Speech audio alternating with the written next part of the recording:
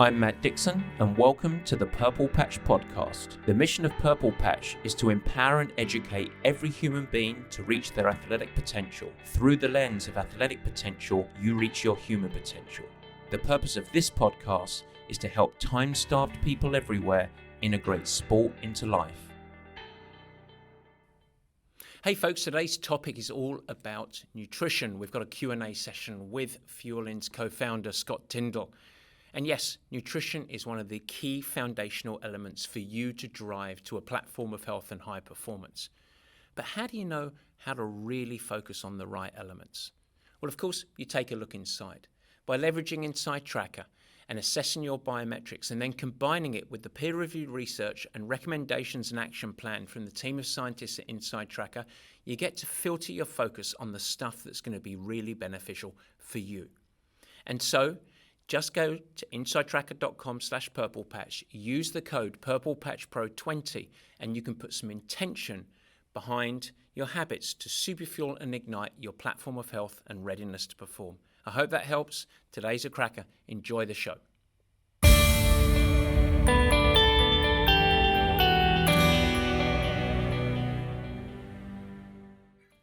And welcome to the Purple Patch Podcast. As ever, your host, Matt Dixon.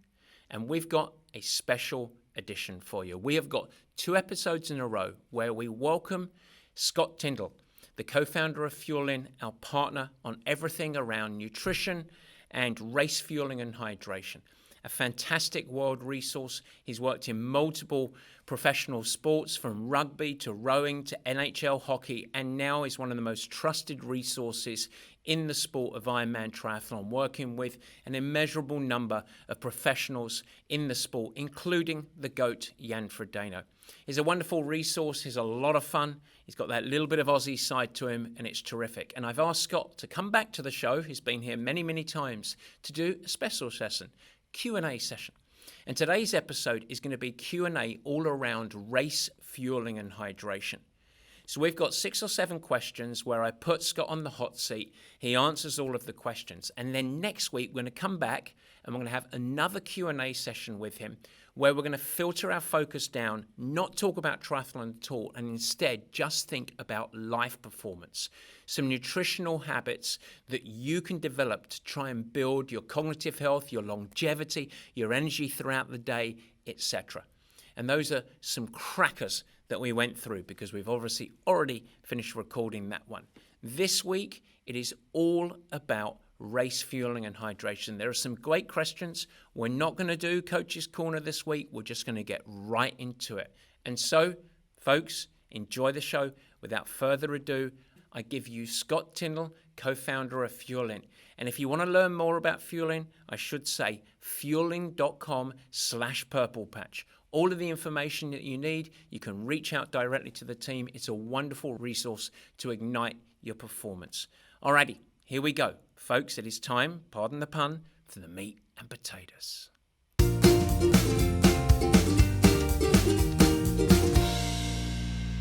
All right, yes, it is the meat and potatoes. And as I talked about in the introduction, I am delighted to welcome back my good friend and partner from Fuelin, Scott Tindal. Scott, welcome once again. G'day, Matty. Thanks for having me. As always, happy to dive into some of your athlete questions. Some of these might be sprinkled with some of your own, I suspect. So let's crack on and get into it. We will, yeah. We're doing things a little bit different today. We're gonna, we'll call it the Scott Tindal Quickfire section, and this is part 1 of 2 episodes we're going to do with you. I thought we've had so many questions over the last month or two, and what I thought we would do is separate out and do this first whole section on race nutrition and hydration. And then next week, we're going to come back and we're going to do a great episode more on the life performance, whatever you want to sort of talk about it, platform of health, energy in the day, showing up better in life, no matter what the arena we care about. So if you fasten your seatbelt, I'm just going to hold you to task and read them out, and we'll hear what you say. If you're ready to lock and load. Mate, let's go. All right, good stuff. So, question number one. These questions, by the way, for you guys, the listeners. These came from the Purple Patch athletes, as well as some of you guys, the listeners, that we've had trickle in over the last 6 to 8 weeks, and really pertinent. We're kicking off, or we're deep now into the race season, so it's a great time. So here is your first one, and Scott, we're starting with I think a little bit of a dandy here. It's a great one here. So this listener said, I have a lot of digestion and GI issues in every Ironman race I do, which of course is very, very common. And it often occurs by the end of the bike. I feel bloated. I often get caught up with bathroom breaks on the run. And I have tried every gel and chew under the sun, liquid nutrition, real food. I would just like if you have any insights into maybe what the cause might be, or how I could go about setting a path to put improvements. It's a good one. It's a very common challenge.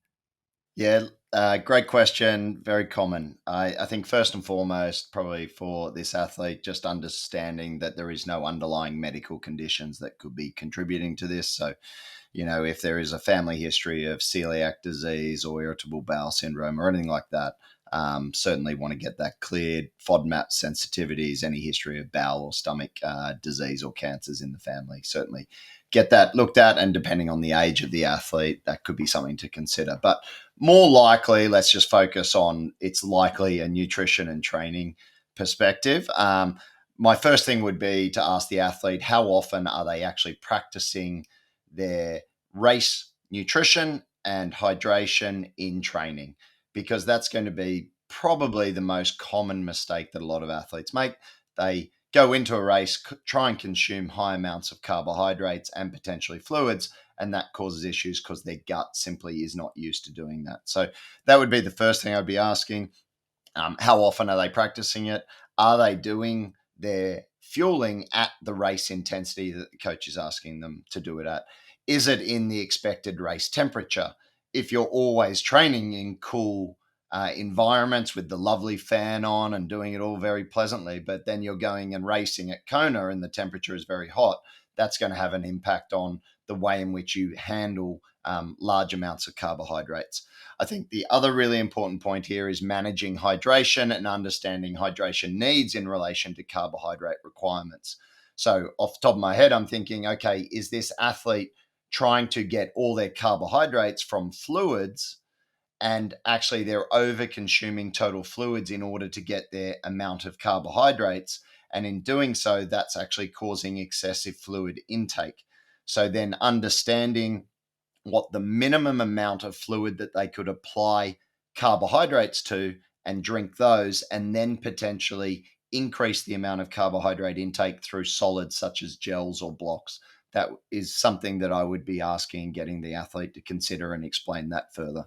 The final problem or the final issue could be the actual amounts of carbohydrates they're consuming relative to their energy expenditure or the power output. So they might be consuming a mixture of maltodextrin or glucose and fructose, but actually they don't require that. They don't need these multiple transportable carbs because actually their output is not that high.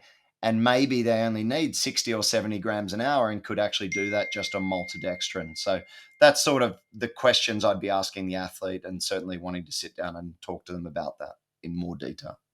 Can I ask another, I guess, two little related points or considerations on my side, where a lot of athletes tend to say, "Oh, these don't work for me. These chews, these bars," which of course is a taste component in that. But you didn't mention sort of that as a leading subject, and I'll just make I'll go back in the ages. Power bars are terrible, or Cliff bars are great, and I just did that because they're the old school. So rather than talk about more of the modern nutrition, quite often that's not really the culprit. There is some synergy of like, okay, this is what tastes good that I can get down, etc. There is personal preference, but the stuff that you talked about there tends to be much more of the predominant sort of points of investigation. Is that a fair enough point? Yeah, I think, look, obviously the type of product that the individual chooses to use is going to play a role, but it's probably like you think of a hierarchy in terms of trying to troubleshoot here. And, I'd probably say yes, the palatability and those ingredients are going to be important. As I said, it relates to maybe what the ingredients are in that product.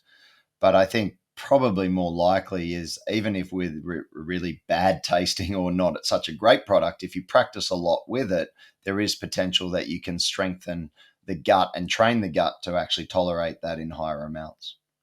That's great. And then the one other just point of consideration, a more broad lens from the coach's lens, is the tendency for athletes to show up to these races overstressed, overtired, which of course diminishes the gut's ability to actually transport this stuff as well. Just more of the coaching side of stuff. That was just my point, but I think that's pretty great answer to a very interesting question to kick us off. So let's move to question number 2, because it's somewhat related to something that you said in there. So I'm just going to read it out, and it's great, which was this athlete said, "I was listening to the approach of some of the pros around their nutrition and hydration in racing, and a thought struck me. They seem to be racing at a much higher intensity than I can hold," which is, yeah, that's probably true. "And their races often last potentially hours less than my humble performances can deliver." And so the question is, what are the considerations and the differences of demands of, let's say, a 12 to 16 hour Ironman versus an Ironman athlete that's doing 7 to 9 hours like the pros do? Yeah, it's a great question, and this comes down to, I think there's several parts in it. So, firstly, probably discussing relative versus actual energy expenditure, and power, or relative and absolute power, because this athlete might be working at a relative intensity of, say, zone 3 or above, which is their race pace, but their actual energy expenditure or their actual power may be only sitting at 150 watts. And that's going to be very different to, say, let's talk about a professional female might be sitting at 240, 260, professional male. Oh God, I mean, they're pushing well over 300 watts now as an average. So their actual energy expenditure is going to be very different, but their relative intensity is actually the same. But that does play into how much they should be considering consuming. So if you take this athlete and you say, okay, well, their absolute power is actually a lot lower, then theoretically you'd be saying, okay, their energy intake could be lower than, say, a professional athlete. The caveat to this is that the age group athlete that you're describing is going for a lot longer. So net, maybe their total energy expenditure across the time, because one's doing 7.5 hours and one is doing 14 hours, actually works out probably the age group athlete actually expending a little bit more. So what you've just got to manage is what that intake is for those hours that they're doing. Now, if we think about, okay, the professional athlete's pushing out a lot more power and maybe the age group athlete is pushing out a lot less power, we can still confidently say that for, say, a female athlete on the bike pushing out 160, 170 watts, if they're doing that for certainly more than 3 hours, and as a male athlete pushing out anywhere between 210 and 220 watts consistently for 3 hours or more, they're going to benefit from 90 grams of carbohydrates per hour. Okay, which is really important, because even though their total energy output is lower than that athlete, based on total calories, they're going to require still a decent amount of energy intake to continue to perform at the level that they're performing at. And again, relatively speaking, they're working hard. It's just that their actual athletic ability isn't as good as the professionals, hence the difference between an age grouper and a professional. So the long and the short is, if you're pushing, again, as a female athlete, somewhere between 100, let's say 160 watts or more for that Ironman pace, and for a male, 210, 220 watts, and you're doing that for more than 3 hours, you are likely going to benefit from higher amounts of carbs, at least up to 90 grams an hour. And getting to that level probably is listening to question 1. How often are you practicing it? Are you practicing it in the environmental conditions? Are you practicing it regularly? Are you practicing at the intensity of the bike? Are you practicing with the products that you're actually intending to use? So you can see that relationship between question 1 and then question 2. Yeah, I mean, it dovetails nicely, and in fact, it's a whole arm of, and knowing this isn't a promotion for fueling, but this is a whole arm of what you help athletes navigate through the testing, the understanding of their body, integrating. And then when you work with someone like me as a coach, where we integrate these with specific simulators so that you have the opportunity for the athlete to practice this in the conditions as close as we can, obviously at the intensity.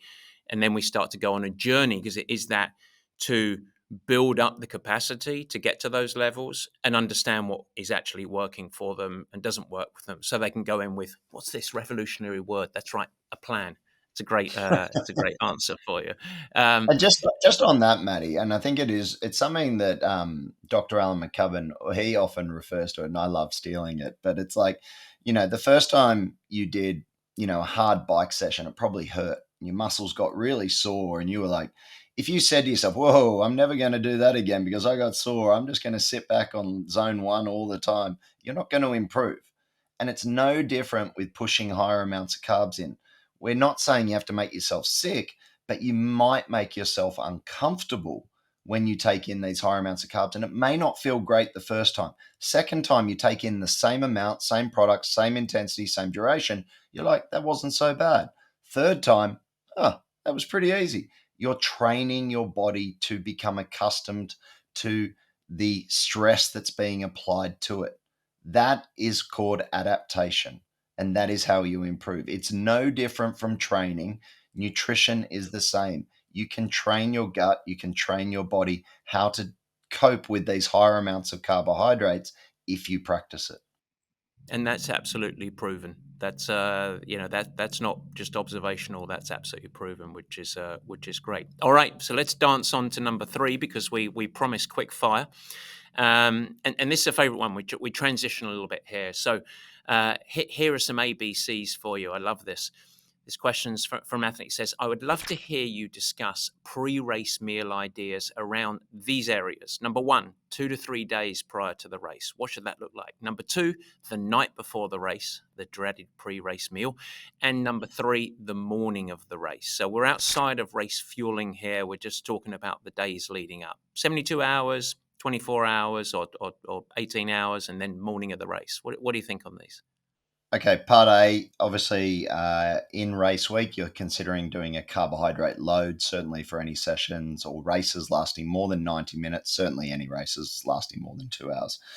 Carbohydrate load will start at least 48 hours before the start of the race. In that 48 hours before, you're probably aiming around 6 to 8 grams per kilo body weight. In the 24 hours before the race starts, you're aiming for anywhere between 8 and 12 or more grams per kilo body weight. What does that mean in terms of actual food? You're probably minimizing vegetable intake, you're minimizing fiber intake, you're focusing on high glycemic foods with high caloric density with a focus on carbohydrates. So you're likely going to be starting to reduce a little bit of protein and certainly some fat in there with a focus on getting total calories from carbohydrates. Foods that you would consider using, certainly on the day before for the actual load: kids' cereals, maltodextrin just in water, white rice, white bread, white pasta, fruits like banana, pineapple, using some chews or blocks, Haribo, gummy worms. They're good. And then just layering in some fats and protein. So you can still consume some olive oils, some nuts. You can consume chicken or simple white fish, depending on your preference and your dietary preference. You may, if you're a plant-based athlete, just choosing simple tofu. And that's what you're trying to do. You're just focusing on getting a lot of carbohydrates in without the bulk. And that's really the mainstay of that period of time. Well, it's really high octane stuff. That's interesting. What about the morning of the race? Okay, so then you go morning breakfast. What you will have done is also practice this. Okay, so morning of the race, you're choosing a race day breakfast that you've practiced in training several times leading up to the race, so that when you come to race day breakfast, you're removing any anxiety about what should I be eating. It just is automatic. You know exactly what you prefer to eat on a race day because you've practiced that before race day simulations. Now, a couple of options could be, depending on who you are as an athlete. I personally like overnight protein oats with maple syrup, fruit salad, couple of slices of toast with some jam, aiming for somewhere between sort of, trying to get 2 to 3 grams per kilo body weight of carbohydrates in those 2 to 3 hours before the race starts. Other athletes, staple favorite of people like Holly Lawrence, Sky Munch, Ben Canute, and Jan, was just simple boiled white rice, a yogurt over the top, some blueberries, maple syrup, banana, and then having toast with jam. And they would easily, consistently consume that. And it's obviously in the amount specific to their body weight. Again, probably if we're not even talking grams per kilo body weight, somewhere in that sort of 150 to 200 grams of carbs in the 2 to 3 hours leading into the race. So a lot of food. It's and by the way, you're helping me here because we dance on to the next question, and we're going to talk about the pros. So, so you just know. There's one bit, Matty, you just missed the night before. I know we sort of covered the night before, but I just want to touch on the night before. And I actually just did a reel on Instagram talking about this because it's the one of the most common mistakes I see with athletes is they think the night before is a carbohydrate load. No, it's part of a carbohydrate load. That big bowl of pasta or that big bowl of rice, all those carbohydrates, whatever you're consuming, is part of the total carbohydrate load. Remember, you're aiming for somewhere between 8 and 12 grams per kilo of body weight of carbohydrates. That meal in the evening may contain 100, 150 grams of carbs. You've still got somewhere between 500 and 700 more grams to eat throughout the day. So that's really important. A simple meal the night before, I know the athlete asked for simple things. Again, go back, white rice, yogurt, maple syrup, with maybe some protein, some milk. That might be what's eaten for lunch and breakfast. Or it could be a version of white rice. So just chicken, white rice, sweet chili sauce. Something as simple as that. Very bland, non gourmet, non Jamie Oliver, but it gets the job done. You know that it sits well. You know you've practiced this, and you know you're getting the total calories and, importantly, the total carbohydrates.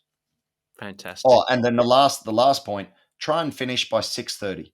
6:30. So you're front loading the day before. You're getting all those carbs in early, so that last meal, 6:30, finish that. You're trying to get to bed by, hopefully 7:30. Try and get some sleep because you're probably going to be up at 3 or 4 in the morning. Yep. And that's really Exactly. important as well. Perfect. Clears it out. Fantastic. So let's move to the pros because this is an interesting one actually. This is funny for me to ask because the really one of the first triathletes that you worked with was a purple patch pro and was the catalyst of much of building a system to um, actually solve the challenges around this complex sport and it became the Fuelin system of which now we have got a lot, or you have got a lot of pros working with you. You just mentioned Jan Frodeno and a host of others. But so here's the question. It seems like loads of pros now leverage the Fuelin system. My question is it a challenge to work with elite athletes that maybe are stuck in their ways or have existing systems or strategies that they feel like have previously worked for them? I get a very similar question to this of like, it must be hard work working the pros. And with me, it's like, actually not. They're pretty coachable. But so I'm really interested in your perspective here as their guide in nutrition. Yeah. Mhm. I'd say every athlete is a challenge in their own right, whether they're a Well, that's for pro sure. or not. Yeah. But before I get onto that, Maddie, again, I just want to say thank you because this, as you did say, it did all start with Sarah, and you believed in what I was doing early on, and that gave the opportunity to then build this out so others can benefit from it. So I just want to say thank you to you for that No, opportunity. you're welcome. It Yeah. certainly means a lot to me and the team. So thank you. Look, to be honest, most of the pros approach us as opposed to us approaching them, and we prefer this. So it means that probably they're open to learning and suggestions immediately because we're not approaching them. And I think that's probably a first part. Take Jan, I think, is a really great example. The GOAT is pretty successful, but he reached out to me, and he was receptive to doing something different in order to change the game, as he realized if he didn't do something, he he was going to be left behind. And if you're not adapting, you're dying. And that was always something he thought. And so, look, he changed his day-to-day fueling around sessions, and we tweaked some of his in-session fueling. We didn't change massive things. He continued to use Morton. We just increased the amounts that he was taking in. And his energy expenditure was huge. So we just figured he needs more octane fuel for the Ferrari. And so it was just more about increasing the amounts in and around training for him. But he was very receptive to that, despite having so much success. And I think that speaks volumes of him. And if I think of Holly, Sky, Ari, Kyle, Ben, Imogen, they're all the same. They're receptive to what we're doing.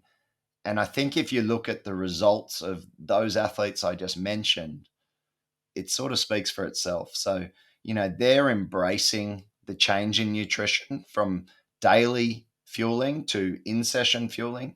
And I think those two separate parts are very important. I think so many athletes at the moment are focused on in-session fueling and just thinking, oh, that's nutrition. It's part of that puzzle.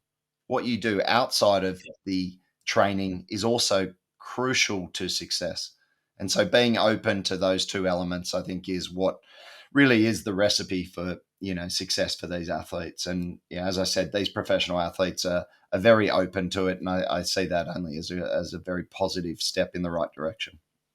Yeah, the one point of perspective that I'll add to it, and you started to work with Jan quite late in his career, similar to actually an athlete that I coached, which now many years ago, but Chris Lieto, who joined me late in his career, same thing, was absolutely willing to really rip it up and start again in many areas, and I think that's a common mindset of high performers in anything.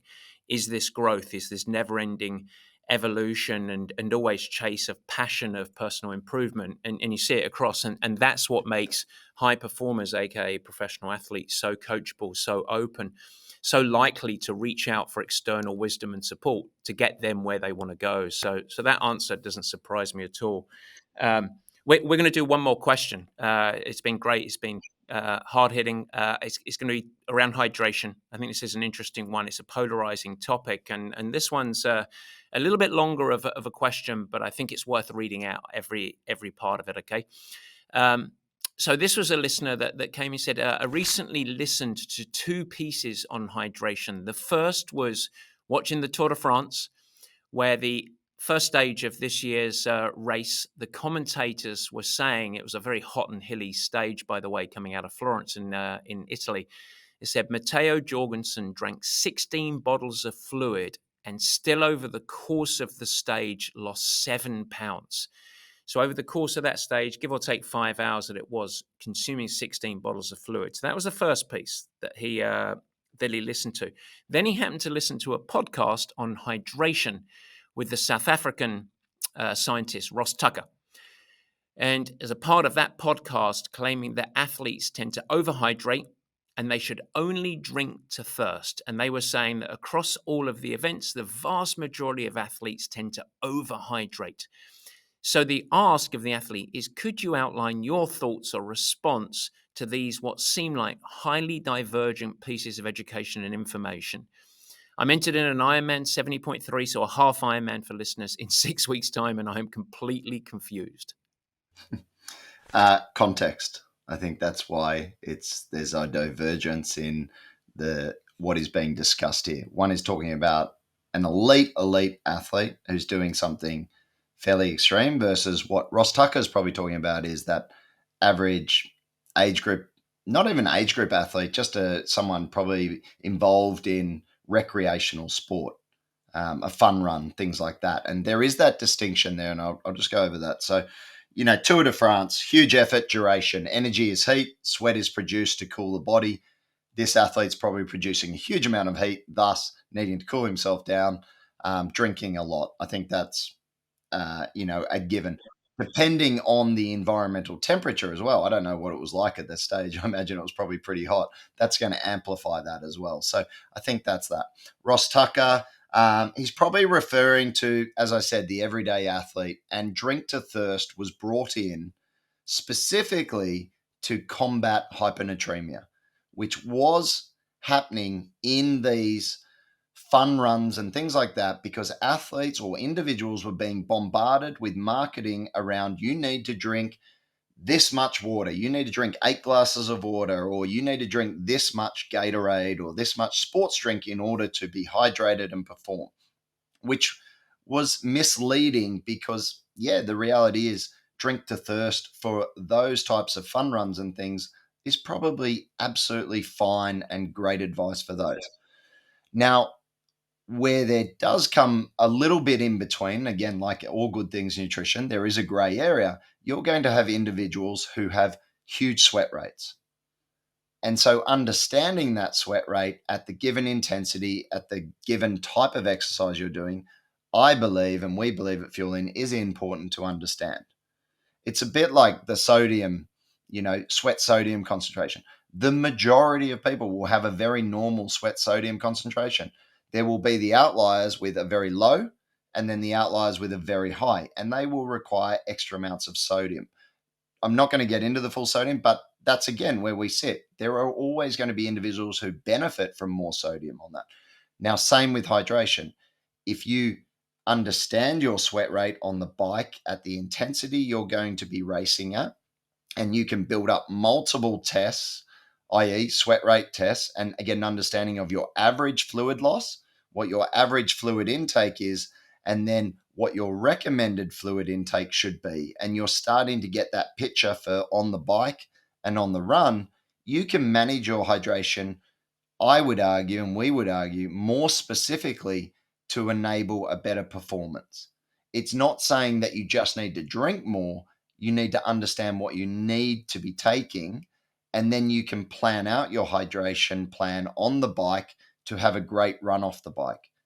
And that's important. And there will be a difference between, say, running and on the bike. Generally, a sweat rate on the bike is going to be lower than on the run because one is non-weight bearing compared to weight bearing. Energy output or heat generation is generally going to be higher in the run component.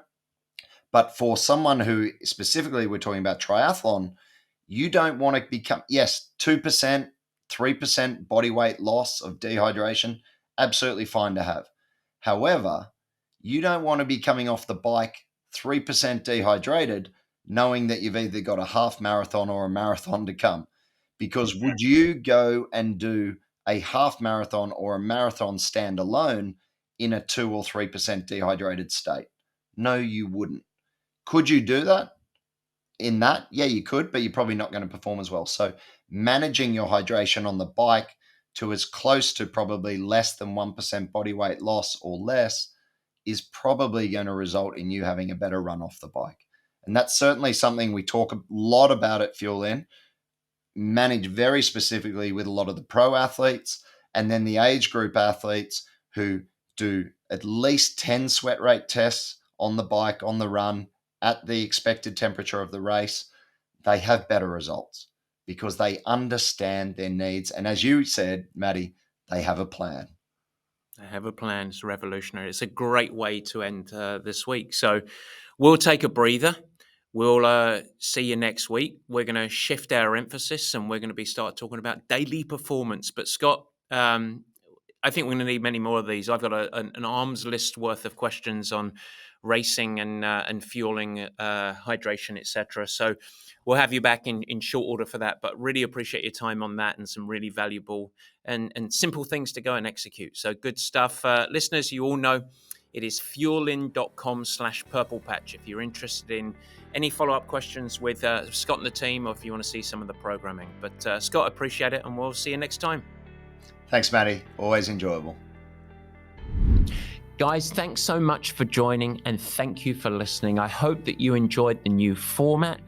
You can never miss an episode by simply subscribing. Head to the Purple Patch channel of YouTube and you will find it there and you could subscribe. Of course, I'd like to ask you, if you will subscribe, also share it with your friends, and it's really helpful if you leave a nice positive review in the comments. Now, any questions that you have, let me know. Feel free to add a comment and I will try my best to respond and support you on your performance journey. And in fact, as we commence this video podcast experience, if you have any feedback at all, as mentioned earlier in the show, we would love your help in helping us to improve. Simply email us at info@purplepatchfitness.com or leave it in the comments of the show at the Purple Patch page, and we will get you dialed in. We'd love constructive feedback. We are in a growth mindset, as we like to call it. And so feel free to share with your friends. But as I said, let's build this together. Let's make it something special. It's really fun. We're really trying hard to make it a special experience, and we want to welcome you into the Purple Patch community. With that, I hope you have a great week. Stay healthy, have fun, keep smiling, doing whatever you do. Take care.